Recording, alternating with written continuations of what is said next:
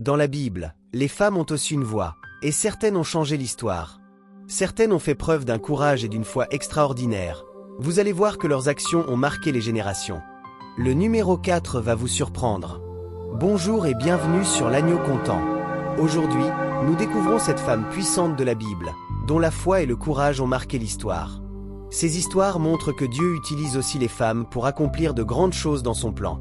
Pour ne rien rater, abonnez-vous et activez la cloche de notification. C'est parti!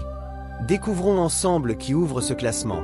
Numéro 7, Hulda, la prophétesse courageuse. 2 Rois 22:8-20. Josia est roi de Juda, un jeune roi dont le peuple s'était éloigné de Dieu et vivait dans la désobéissance et l'idolâtrie. Un jour, le livre de la loi est retrouvé dans le temple, et Josia ne sait pas comment réagir face aux avertissements de Dieu. Hulda, prophétesse, transmet le message divin, réforme le peuple et Jérusalem sera épargnée. Un simple message change le destin d'un royaume entier. Numéro 6, Priscille, enseignante et guide dans la foi. Acte 18, 24-26. À Corinthe, Priscille et son mari Aquila rencontrent Apollo, un prédicateur brillant mais qui connaissait seulement le baptême de Jean. Ensemble, Priscille prend le temps de l'instruire et de le guider dans la pleine compréhension de l'évangile de Jésus. Elle joue donc un rôle clé dans son enseignement et sa croissance spirituelle. Grâce à Priscille, l'évangile se propage plus loin et touche de nouvelles communautés, notamment dans le monde grec et en Asie mineure. Numéro 5, Déborah, prophétesse et juge d'Israël. Juge 4, 3-16. Israël est écrasé par le roi Jabin de Canaan, et son général Sisra commande 900 chars de fer, une armée terrifiante pour l'époque. Déborah, prophétesse et juge, reçoit de Dieu l'ordre de guider Barak, chef militaire d'Israël, pour lever 10 000 hommes et affronter Sisra. Contre toute attente, l'armée ennemie est vaincue. Une femme conduit un chef militaire face à une superpuissance, et par sa foi, sauve tout un peuple. Numéro 4, Ruth, la loyale et courageuse. Ruth 1, 16-17, 4, 13-22. Ruth était moabite, adorait les dieux païens de son peuple, veuve et étrangère. Sa belle-mère Naomi perd son mari et ses 2 fils. Ruth pourrait retourner chez elle, mais par amour et fidélité, elle choisit de rester avec Naomi, adopte la foi en le Dieu vivant, et agit avec courage et détermination dans un pays étranger. Elle épouse Boaz et devient directement l'ancêtre du roi David, et plus tard, de Jésus. Numéro 3, Marie, la mère de Jésus.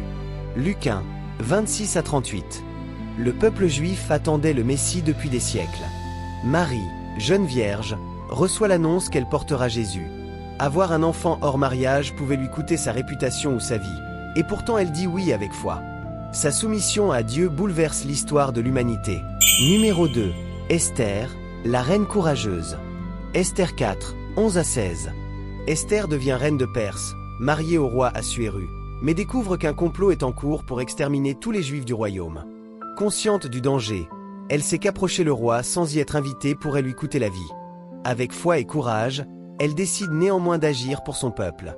Elle appelle les Juifs à jeûner avec elle, puis se présente devant le roi, plaidant pour leur salut. Son action sauve des milliers de vies et protège l'avenir de son peuple. Une reine courageuse, qui prend un risque extrême, montre que la foi et le courage peuvent sauver une nation entière. Numéro 1, Marie-Madeleine, témoin de la résurrection. Marc 14-50, Jean 21-18, Marc 16-9. Marie-Madeleine suit Jésus fidèlement, même à la crucifixion, quand beaucoup de disciples ont fui. Elle est la première à voir Jésus ressuscité et reçoit la mission d'annoncer la nouvelle. À l'époque, la parole d'une femme comptait peu.